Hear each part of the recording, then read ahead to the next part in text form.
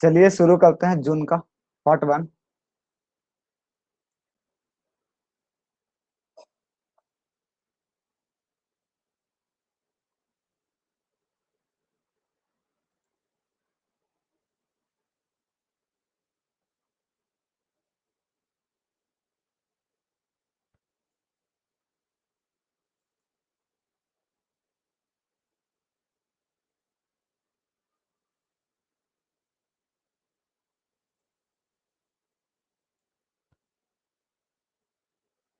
चलिए पहला क्वेश्चन है,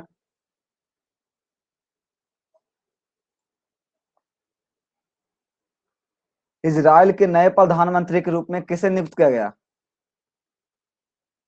इजराइल के नए प्रधानमंत्री के रूप में किसे नियुक्त किया गया? तो नफ्ताली बेनेट को। किसे बनाया गया है? Naftali Bennett. कैसा नट का? बीनेट का है।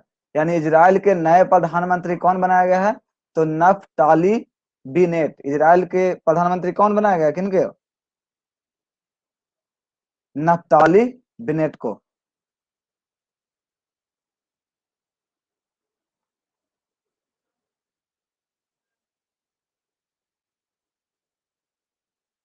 चलिए आगे। हाल ही में ओलंपिक के लिए क्वालिफाइंग मार्क हासिल करने वाला पहला भारतीय तैराक कौन बना? तो साजन प्रकाश। कौन बना है?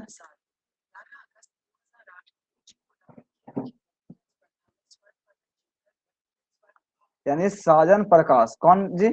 तो साजन प्रकाश है जो क्वालिफाइंग मार्क हासिल करने वाले पहले भारतीय तैराक बने।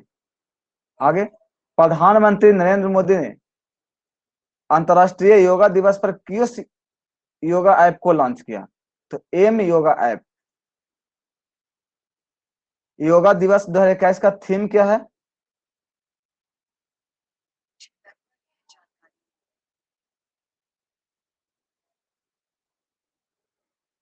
तो मनाया कब जाता है? 21 जून को मनाया जाता है क्या?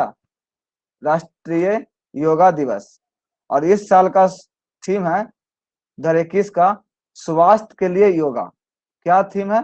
स्वास्थ्य के लिए योगा।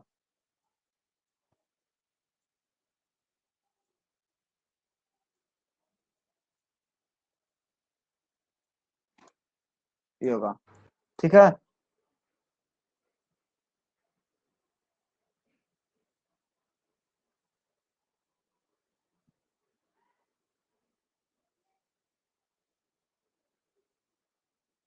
अगला क्वेश्चन। गैर banking financial company magma Fincorp ने कंपनी का नया चेयरमैन किसे नियुक्त किया? तो सीरम इंस्टीट्यूट ऑफ इंडिया के सीईओ आदार पूनावाला। किसे नियुक्त किया गया है? सीरम इंस्टीट्यूट ऑफ इंडिया के सीईओ आदार पूनावाला। पहले भी आया था। यानी कंपनी का नाम है क्या? Magma Fincorp. क्या जी? तो मैग्मा फिनकॉर्प को नया चेयरमैन बनाया गया है। उसको नाम क्या है? सीरम इंस्टीट्यूट ऑफ इंडिया के सीईओ आदर पूनावाला। अगला क्वेश्चन देखते हैं। 14 जून को विश्व भर में किस दिवस के रूप में मनाया जाता है? तो वर्ल्ड ब्लड डोनर डे। कौन सा डे मनाया जाता है जी? तो ब्लड डोनर डे मनाया जाता है। यानी 14 जून को क्या मनाया जाता है? Blood donor day.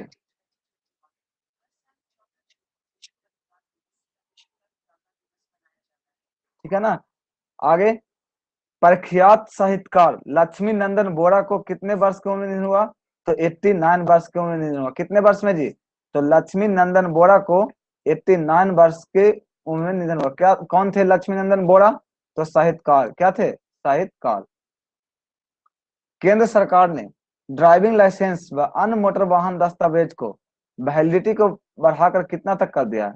तो 30 सितंबर 2021 तक। जितना तक ड्राइविंग लाइसेंस का जो दस्तावेज वगैरह था सबको 30 सितंबर 2021 तक बढ़ा दिया है। ठीक। आगे। रियल मैड्रिड फुटबॉल क्लब का नया कोच किसे नियुक्त किया गया?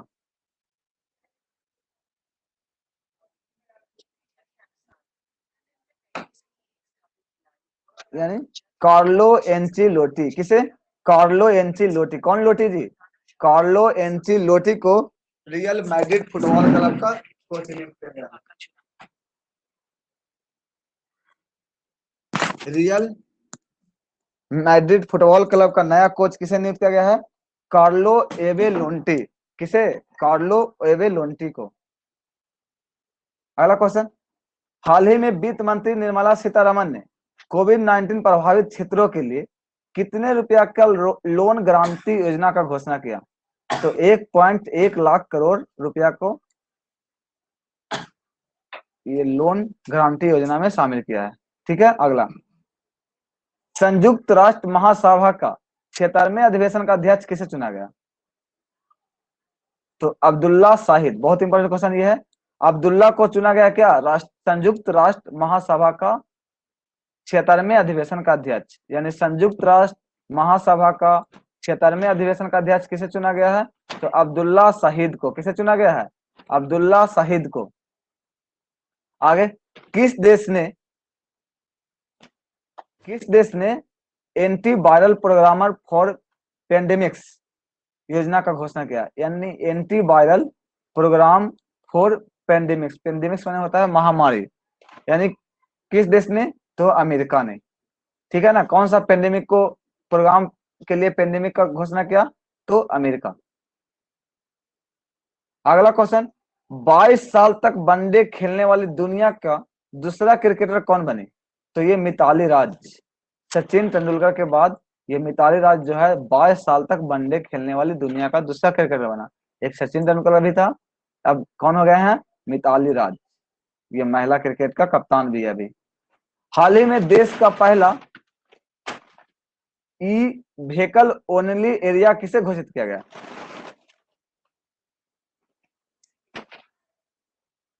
तो केवाडिया गुजरात का ई व्हीकल ओनली एरिया किसे घोषित किया? तो कवाडिया वाला जो होता है ना उसे याद रखें, केवाडिया गुजरात। कौन? केवाडिया गुजरात। किसे घोषित किया गया?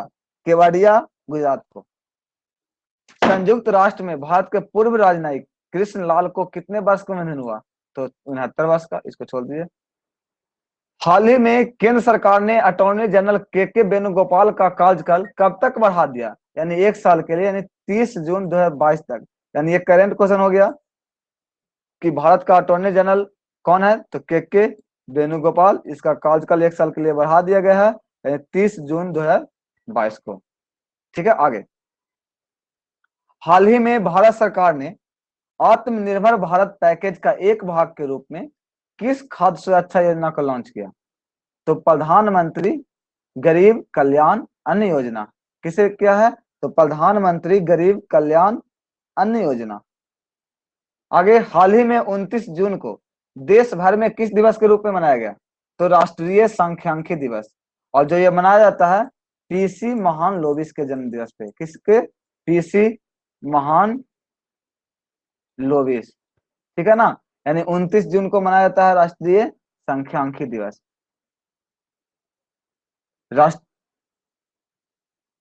राष्ट्रीय सांख्यिकी दिवस किसके जन्म दिवस पर मनाया जाता है?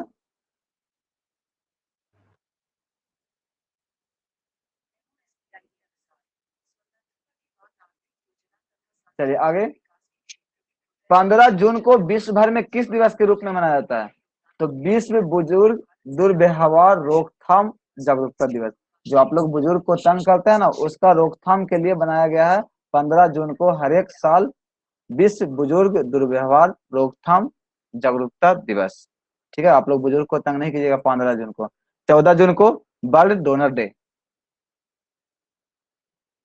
एडल गिव हुरून को सबसे परोपकारी लोगों की सूची में 2021 में शीर्ष स्थान पर कौन है?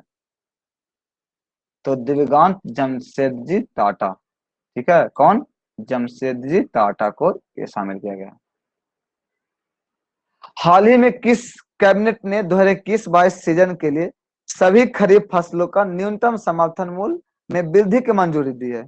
तो केंद्रीय कैबिनेट ने। कौन दिया है? तो केंद्रीय कैबिनेट। कौन दिया है जी? केंद्रीय कैबिनेट। फ्रेंच ओपन का खिताब किसने जीता? तो फ्रेंच नोवाक जोकोविच। ठीक है, ये विश्व का नंबर 1 टेनिस खिलाड़ी है। कौन? नोवाक जोकोविच है जो नंबर 1 टेनिस खिलाड़ी हैं और इनका ये अपना कैरियर का 19वां ग्रैंड स्लैम था। ये बहुत बार क्वेश्चन आएगा। ग्रैंड स्लैम 19वां कैरियर का सब ग्रैंड चार होता है, चार मिला चार, ये French open, Wimbledon open, Australia open, ये चार मिलाकर ना एक होता है ग्रैंड स्लैम। तो इनका कैरियर का ये 19वां ग्रैंड, चारों जीतता है उसको ग्रैंड स्लैम बोला जाता है। यानी इसका कैरियर का नोवाक जोकोविच का 19वां ग्रैंड स्लैम खिताब था। आगे, आयरलैंड के किस ऑलराउंडर ने 37 साल की उम्र में वनडे से संन्यास लिया? तो केविन ओ ब्रायन। क्वेश्चन आएगा केविन ओ ब्रायन किस देश के खिलाड़ी हैं या कौन चीज खेलते हैं? तो क्रिकेट। और कहाँ का? तो आयरलैंड का। उत्तर प्रदेश राज्य सरकार ने पिछड़ा वर्ग आयोग का अध्यक्ष किसे नियुक्त किया? तो जसवंत सैनी। किसे चुना गया है? जसवंत सैनी।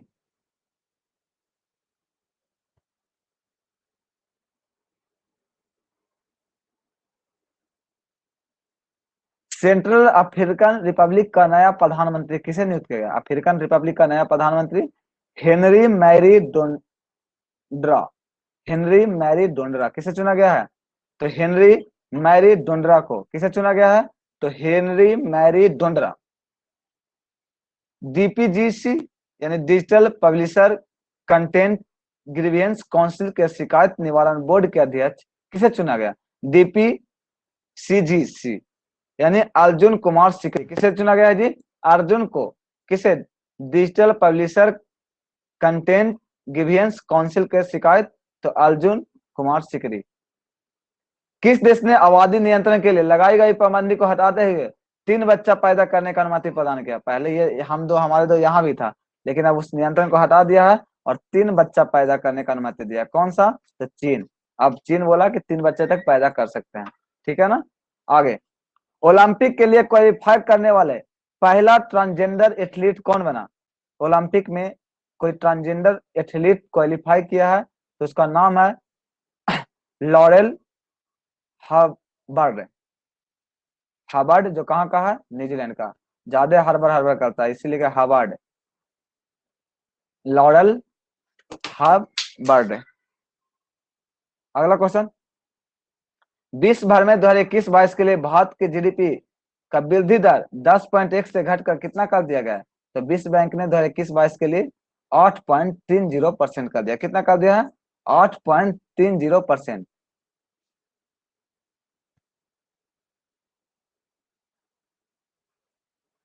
राष्ट्रीय समुद्री विरासत परिसर किस राज्य में विकसित किया जाएगा?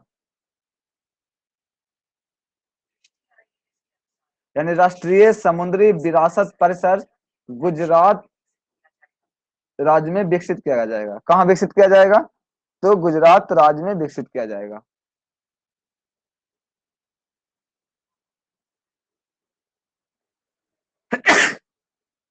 हाल ही में केंद्रों ने ऑनलाइन भुगतान को सुरक्षित बनाने के लिए किस राष्ट्रीय हेल्पलाइन नंबर और रिपोर्टिंग प्लेटफॉर्म का शुरुआत किया? तो 155260। कौन सा?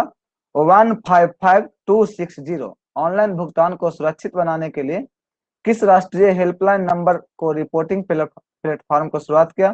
तो 155260। राष्ट्रीय मानवाधिकार आयोग के नए अध्यक्ष के रूप में किसे नियुक्त किया गया? बहुत इंपॉर्टेंट क्वेश्चन है। 2 जून को इसे चुना गया था। सुप्रीम कोर्ट का पूर्व जज अरुण मिश्रा को किसे? राष्ट्रीय मानवाधिकार आयोग का ये जज थे अरुण मिश्रा। 6 महीना से ये पद खाली था, इस पे कार्यकारी हो रहा था। ठीक है ना। यानी कितना दिन तक? 6 महीना तक। कितना महीना तक? 6 महीना तक। हाल ही में भारत ने राष्ट्रीय पोषण अभियान के लिए विश्व बैंक के साथ कितना मिलियन डॉलर का समझौता किया है? तो 200 मिलियन डॉलर को। कितना मिलियन? 200। अच्छा, इस एक क्वेश्चन इसमें, अगर अभी अरुण मिश्रा बना है राष्ट्रीय मानवाधिकार आयोग का, तो इससे पहले कौन था? इससे पहले एच एच एल दत्तू। ठीक है, एच एल दत्तू थे। टीएमसी के राष्ट्रीय महासचिव के रूप में कैसे नियुक्त किया गया? टीएमसी के राष्ट्रीय महासचिव के रूप में किसे नियुक्त किया गया? टीएमसी आप लोग का नाम सुने में इसका बोलते हैं टूल मूल कांग्रेस, जो ममता बनर्जी की पार्टी है। तो ये चुना किसे गया है? अभिषेक बनर्जी, यानी तुलमुल के राष्ट्रीय महासचिव किसे बनाया गया है? अभिषेक बनर्जी को। ठीक है ना, किसे बनाया गया है? अभिषेक बनर्जी को। हाल ही में जारी वैश्विक शांति सूचकांक के 15वें संस्करण में 163 देशों में दुनिया का सबसे शांति प्रिय देश कौन है?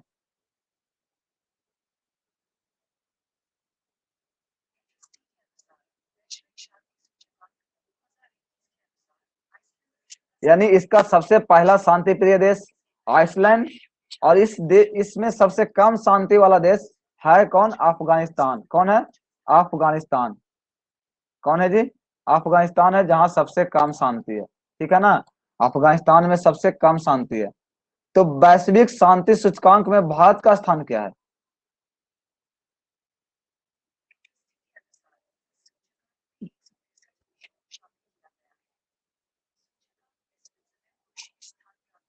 यानी 135वां स्थान भारत को मिला है। कितना मिला है जी? 135वां। 135वां, 163 देश में भारत को कितना मिला है? 135। पहला नंबर पे आइसलैंड, सबसे अंतिम पे अफगानिस्तान। ठीक है। हाल ही में संयुक्त राष्ट्र के महासचिव के रूप में दूसरे कार्यकाल के लिए किसे नियुक्त किया गया है? तो एंटोनियो गुटेरेस। पहले से भी आपको पता है, पहले से भी यही था, लेकिन इसका दूसरा कार्यकाल भी एंटोनियो गुटेरेस। तो संयुक्त राष्ट्र के महासचिव का कार्यकाल कितने साल का होता है?